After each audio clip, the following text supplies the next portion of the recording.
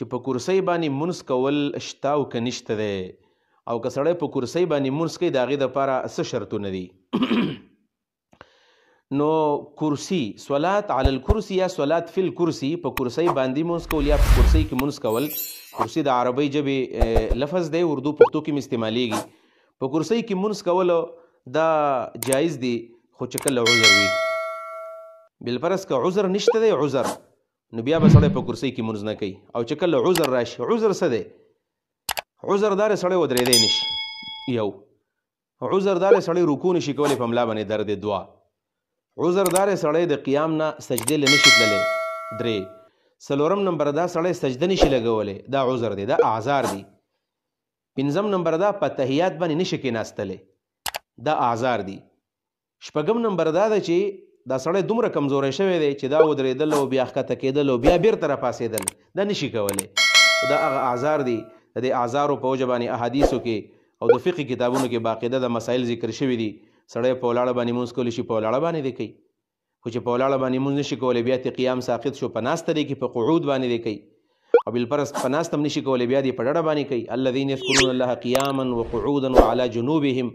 په ډډه باندې دی کوي په ډډه نشي کولی په اشاره باندې دی کوي د سر په اشاره باندې البته د سر د اشارې نه چې پرېوتو نو بس د ده نه بیا مونځ ساقط شو دا وخت پورې دا مکلف دی په دې بنیاد باندې فقهاو د فتاوو دا مسلې لیکلې ده چې په کرسۍ کې مونځ کول جایز دی البته په کرسۍ کې به سړی مونځ څومره کوي یعنې څنګه مونځ به کوي ګوره یو طریقه خو دا ده یو سړی ودرېدی شي خو دا رکوع له نشي تللی یا دا چې رکوع له هم تللی شي خو سجدې له نشي تللی د هغې دپاره طریقه دا ده چې دا سړی دی اول په ولاړه باندې مونځ کوي کرسۍ دی ښودي او په ولاړه باندې ټیک ټاک ودرېږي داسې طریقه باندې دی باقاعده ودرېږي او مونځ دی کوي الله اکبر اول دی مونږ شروع کړي په دا طریقه باندې کله چې دا بیا رکوع له ځي نو رکوع له هم باقاعده راښکته شي سبحان ربي العظیم او د هغې نه پس بیا سمع الله لمن حمیده اوس د هغې نه وروستو بیا سجدې له نشي تللی نو د هغې نه پس بیا بیرته په دې دقه شانې دې کښېني په دې کرسۍ کې او بیا دې داسې په اشاره باندې سجده ولګوي دقه طریقه ده دی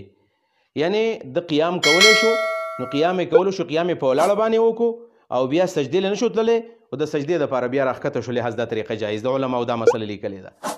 البته په دې کې بیا یو بله مسله هم ده بله مسله دا ده هغه دا ده چې یو سړی دی هغه قیام نشي کولی نو قیام چې نشي کولی نو بیا ده ته اختیار دی چې دا څومره ودرېدی شي په طور مثال دا 15 منټه قیام کوي په 15 منټه قیام کې دا 2 منټه ودرېدی شي 2 منټه نشي ودرېدی نو څومره چې ودرېدی شي ودرېږي او چې بیا نشو ودرېدی نو بیا دې کښېني باقي مونځ یې په ناسته باندې وکړي دا دواړه طریقې جایز دي او په دې کې زه یو مسله بیانوم او دا مسله د یادولو دغه دا ده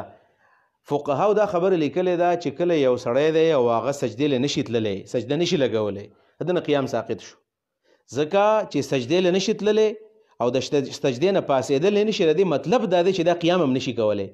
نو قیام ته خود به خود د ده نه ساقط شو لہذا که یو سړی سجدې له نشي تللی نو د ابتدا نه دا په ناسته باندې مونځ کولی شي بیا مسله باندې به تاسو رسېدلی یئ سجدې له نشي تللی نو ابتدا نه سړی په ناسته مونځ کولی شي نو چې په ناسته مونځ کولی شي په کرسۍ کې هم د ابتدا نه مونځ کولی شي دغه دواړه طریقې دي یا د قیام په ولاړه باندې کوي او بیا د نور کینی سجدې په اشاره باندې کوي رکوع او یا دا چې مستقل مونځ په کرسۍ کې کینی او مونځ کوي لہذا دا طریقې بالکل جایز دي په دغه طریقه باندې د معذور مونځ دی په دغه طریقه د معذور مونځ دی